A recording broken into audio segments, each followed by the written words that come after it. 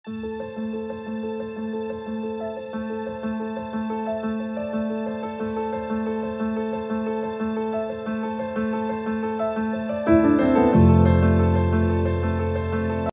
ವ್ಲಾಗ್ನ ಇದು ಮುಂದುವರೆದ ಭಾಗ.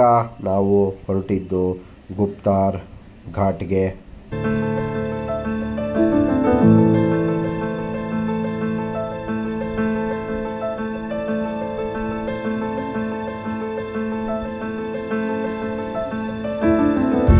ಗುಪ್ತಾರ್ ಘಾಟ್ಗೆ ಹೋಗುವಾಗ ನಮಗೆ ಒಂದು ಸ್ಟ್ಯಾಚು ಸಿಗುತ್ತೆ, ಅದು ಮಹಾರಾಣಾ ಪ್ರತಾಪ್ ಸ್ಟ್ಯಾಚು. ಆ ಸ್ಟ್ಯಾಚುನ ನಾವು ನೋಡಿಕೊಂಡು ಅಲ್ಲೇ ಒಂದು ವಿಡಿಯೋ ಮಾಡಿಕೊಂಡು ಕ್ಯಾಪ್ಚರ್ ಮಾಡಿಕೊಂಡು ನಾವು ಮುಂದಕ್ಕೆ ಹೋಗುವಾಗ ಅಲ್ಲಿ ಒಂದು ಪ್ರಸಿದ್ಧವಾದ ಉದ್ಯಾನವನ ಕೂಡ ಸಿಗುತ್ತೆ. ಅದೇ ಉದ್ಯಾನವನವನ್ನು ನಾವು ನೋಡಿಕೊಂಡು ಮತ್ತೆ ಮುಂದಕ್ಕೆ ಹೊರಟ್ವಿ.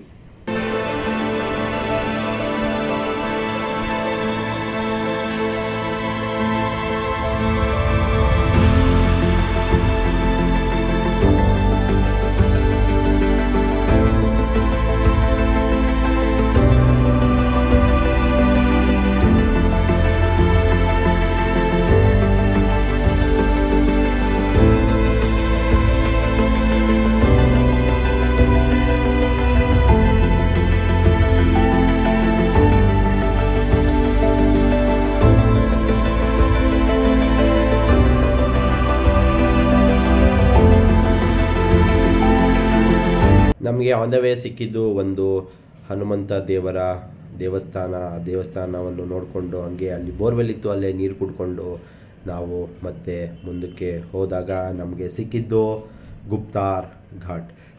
ಸರಯೂ ನದಿಯ ದಡದಲ್ಲಿರುವ ಫೇಮಸ್ ಘಾಟ್ ಎಂದರೆ ಗುಪ್ತಾರ್ ಘಾಟ್. ಇದು ಅಪಾರ ಧಾರ್ಮಿಕ ಮಹತ್ವವನ್ನು ಹೊಂದಿದೆ.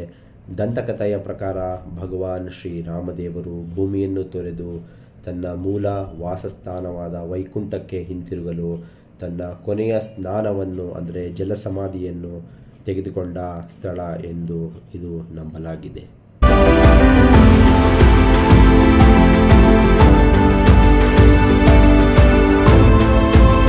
ಗುಪ್ತಾರ್ ಘಾಟ್ ದಡದಲ್ಲೇ ನಮಗೆ ಒಂದು ದೇವಸ್ಥಾನ ಕೂಡ ಸಿಗುತ್ತೆ.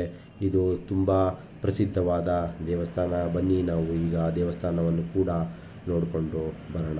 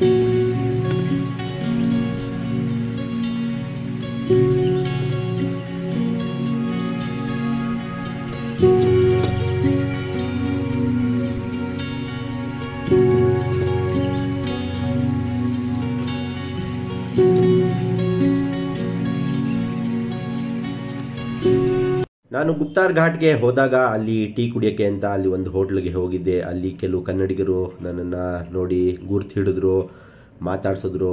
ನಾನು ಅವ್ರನ್ನ ಅಷ್ಟೇ ಅಭಿಮಾನದಿಂದ ಮಾತಾಡಿಸ್ದೆ. ಅಲ್ಲಿಗೆ ಇವತ್ತಿಗೆ ಈ ವ್ಲಾಗ್ನ ನಾನು ಮುಗಿಸ್ತಾ ಇದ್ದೀನಿ. ಮತ್ತೆ ಮುಂದಿನ ವ್ಲಾಗಲ್ಲಿ ಸಿಗೋಣ. ಈ ವಿಡಿಯೋ ನಿಮಗೆ ಇಷ್ಟ ಆಗಿದ್ರೆ ಲೈಕ್ ಮಾಡಿ, ಶೇರ್ ಮಾಡಿ, ಸಬ್ಸ್ಕ್ರೈಬ್ ಮಾಡೋದನ್ನು ಮರಿಬೇಡಿ. ಎಲ್ಲರಿಗೂ ಧನ್ಯವಾದಗಳು. Thank you.